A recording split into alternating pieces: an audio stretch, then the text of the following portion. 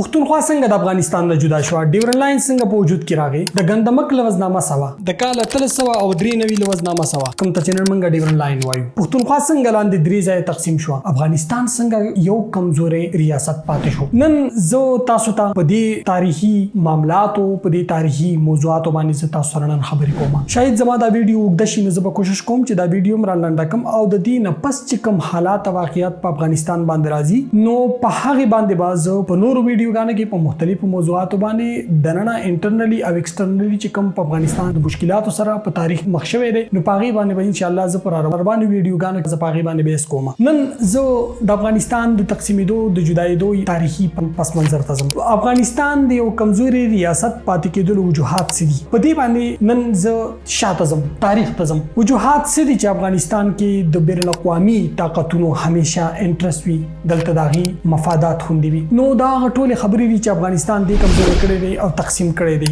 او هغه چې افغانستان تقسیم شوی دی ترنن پوری تقسیم دی، او هغه چې پښتانه تقسیم شي نو ترنن پوری پښتانه تقسیم دي. زمونږ زیات ملګری زمونږ زیات تر مورخان چې خبره کوي ډیورن لاین په تاریخ باندې یا د پښتنو تقسیم په اړه باندې نو په بادشاہانو دای وخت په امیرانو باندې انتهایی زیات تنقیدونه کوي او په کاروم د چې دای وخت امیرانو د بادشاہانو د افغانستان د افسر شاهي دای وخت شاهانو په غي باندې مونږ به سکو داغي چې کوم کردار به پښتنو په تقسیم کې د افغانستان په تقسیم کې داغي چې کوم ذاتی مفادات او ګټي او په غي باندې چې مونږ بیس کوو لازمي خبره ده چې دا خلک د بادشاہان د امیران به مونږ د تنقید دلاندې راولو د داغي د سټریټیجیک کمزورو د لاسه او داغي د فیصلو د لاسه د خپل امیرو د بادشاهو د خپل تختونو د خپل محلونو دربارونو د بچ کېدلو د لپاره غي داسې فیصله وکړي چې افغانستان دوه تقسیم شو. نن هم مونږ په هغه شکل کې په دوه تقسیمه کې افغانستان ویني چې ترنن پوري او تقسیم دي او په منځ کې د پښتنو ډیورن لاین دي. بل ها کالونو شو کو سو کوي یو سل ډیر کالو شو یو سل ډیر کالند شي د افغانستان د تقسیم وجوهات سو.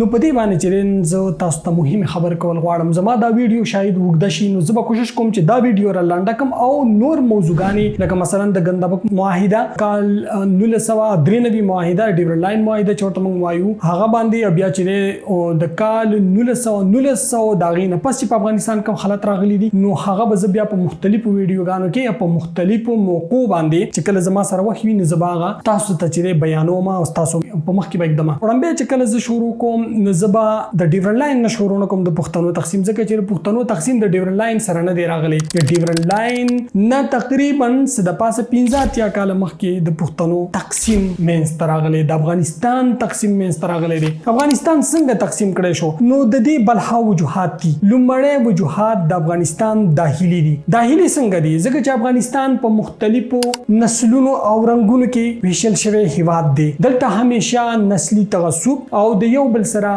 جبنی تعصب دا په تاریخ کې دا تیر شوی دی او ترنن پورې دا روان هم دي. دویم وجوهات په افغانستان کې چې هیڅ کله هم د احمد شاه بابا نه پس په افغانستان کې یو مضبوط سنټرل حکومت نه جوړ شوی، تر اوسه پورې لا یو مضبوط مرکزی دولت نه جوړ شوی د احمد شاه بابا د وفات نه پس. نو هغه وجه هم چې په افغانستان کې یو مضبوط سنټرل دولت نو دلته په مختلفو علاقو کې به قبیلوي نظام او سردارانو او داغي مشرانو بچره د خپل قبیلو د خپل علاقو فیصله کوي. په هغه ځای کې به د مرکزی حکومت رول او دای کردار ډیر کم وو. نه هغه وجه چې په افغانستان کې مرکزی دولت کوم په تاریخ کې وو هم راغي فیصله صرف خارونو ته محدود وي او خاص علاقو ته محدود وي. نو دا وجه چې افغانستان احمد شاه بابا نه پس یو مضبوط هیواد جوړ نشو. وجه هم دا چې په افغانستان په مختلفو د جبنی او په مختلف نسلی ګروپونو کې ویشل شوی هیوادو. ریما د پښتنو ټولنه هم دومره مضبوطه نه و چې هغه ټول په یو اتفاق سره خپل سنټرل حکومت جوړ کړی وي او افغانستان بچ کړی وي. د هر قبيله سردار او مشر هغه د خپل قبيلو ګټي په نظر کې نیولې وي، د افغانستان ګټي هغه په نظر کې بالکل نه نیولې. نو دغه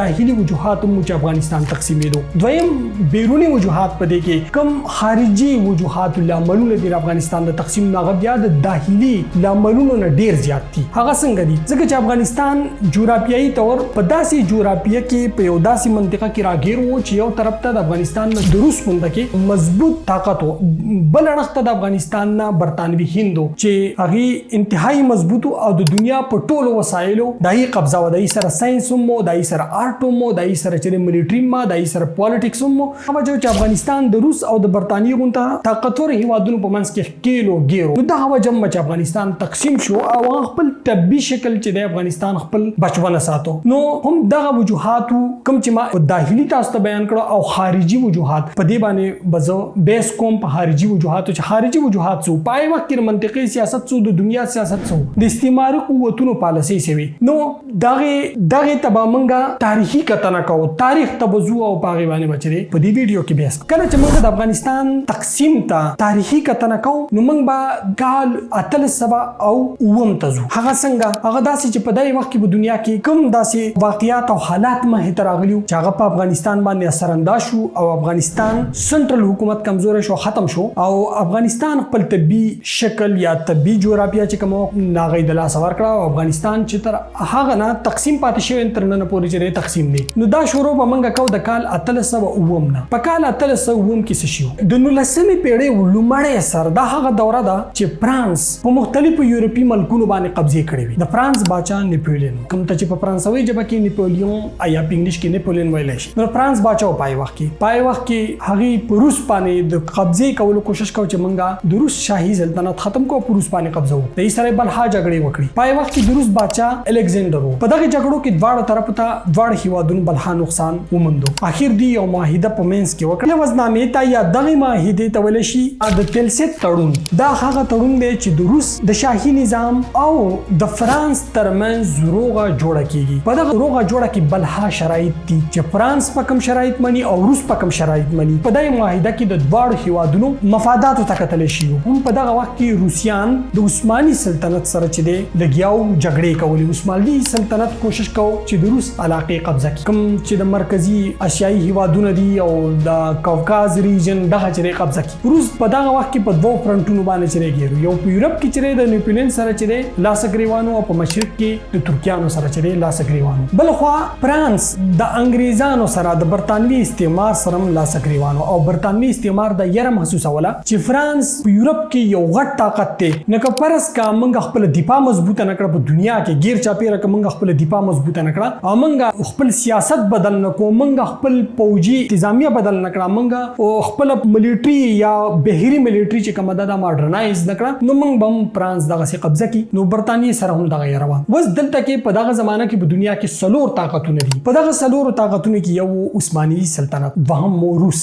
دریم مو برتانیا څلورم مو فرانس. نو دا هغه طاقتونه چې دي یو بل په خلاف باندې په دنیا کې لګیاو او افغانستان په آسیا کې یو داسې هیواد چې احمد شاه بابا وفات شو او دغه امپراتوري چې کومه د افغانستان هغه زور چې کومونو په جنوبي مرکزی اسیا کې کم شو. هم دغه وخت چې د افغانستان بادشاه و شاه شجاع کوم چې د احمد شاه بابا نواسي و. ها نو زبیا یو پیرا د تلسیت ټریټي چې کومه د تلسیت لوزنامې اړه تزم کوم چې د فرانس او د روس ترمنځ شوی ده. په دغه لوزنامه کې تر ټولو مهمه خبره دا وی روسانو ته د عثماني سلطنت نه خطرات دي انګریزانو طرف راز نه خطرات او دغه سي فرانس هم د انګریزانو نه او د دې خلکو نه چې خطرات په وجود ته لرل. هم دغه وجه چې د روسانو د فرانسویانو په منځ کې دغه معاهده وشوه کوم ته چې د تلسیت او ټریټي یا د تلسیت لوزنامه ویل شي. په دای کې لیکو چې کله هم سلطنت عثمانیه په روس باندې حمله کوي نو فرانس پر دوی په شاباندې ولاړی د روسانو په شاباندې. نو مفادات د دواړو هیوادونو د یو بل نه دومره زیات شو چې په دنیا کې انګریزانو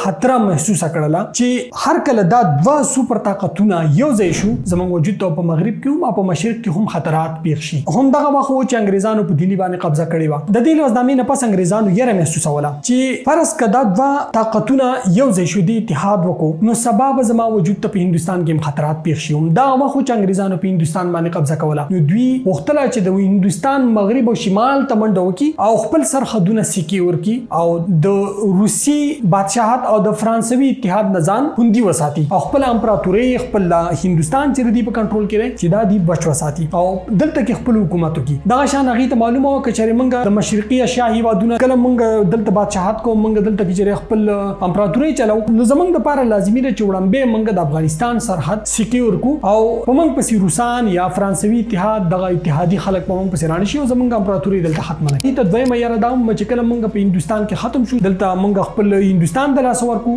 نو موږ به خپل وطن خپل هیواد برتانیه هم قوي امکان د چې موږ د لاس ورکو. د فرانس او د روس د ایکسپنشنزم د ویرنا برتانوي فوجونو مغرب طرف ته منډه واخله چې موږ د افغانستان د دولت سره چې یو داسې معاهده وکړو چې افغانستان په منځ کې یو بفر زون وي او افغانستان یو داسې هیواد زموږ لپاره ثابت شي چې دا زموږ حفاظت وکړي په هندستان کې. نو هغه د شجاع سره لوزنامه وکړه. دغه لوزنامه کې د دا و چې افغانستان که هر کله فرانسویانو په افغانستان حمله کوله د افغانستان په طرف باندې راتلو په هندستان باندې قبضه کوله نو موږ برتانوي هند دفاع به منګه کوو نو هم دغه وجه وا چې شاه شجاع خپل پاور د لاسه چي ورکړو او هغه خپل وطن انګريزانو ته داسې حواله کو چې پاغه کې د افغانستان نه سیاسي ګټي وي او نو د افغانستان ستراتیژیک ګټي وي پای کې نه پای کې د پښتنو ګټي وي نه نور افغانانو چې پای کې ګټي وي افغانستان د برتانوي د مفاداتو لپاره یو بفر زون په تاریخ کې په لومړي ځل باندې جوړ شو دا د موضوع سرو دا تاسو ته خودنه وا چې دلته کې ستراتیژیک لوبه د کم ځای نه شروع کیږي افغانستان څنګه کمزور شو افغانستان څنګه تقسیم شو